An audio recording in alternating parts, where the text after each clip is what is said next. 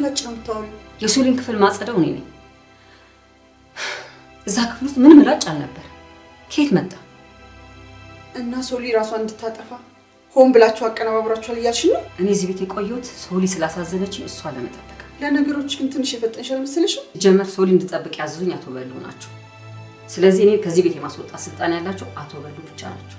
ይቅርታ ፋንቱ፣ እኔ ተበሳጭቼ እንጂ እንድትወጪ ፈልጌ አልነበረ። ይቅርታሽን ተቀብያለሁ። ከዚህ በኋላ ሶሊያና ክፍል ካሜራ እንዲኖር አልፈልግም። ልጅቷን በደንብ የመከባከብ ስራ የኔ ይሆናል። ያው አንቺና ፓንዶራ ቀር ካላላችሁ ማለት ነው። ልጅን ስለተንከባከብሽ ለምን ቅር ይለኛል?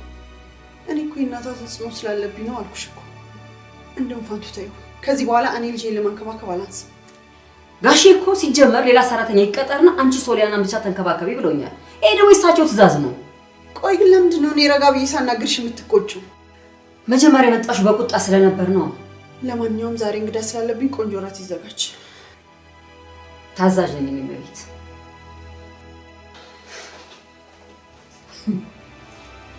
ወይኔ ፋንቱ፣ ለዚች ለምስኪን ልጅ ስትይ ምን አይነት ጦስ ውስጥ ነው የገባሽው?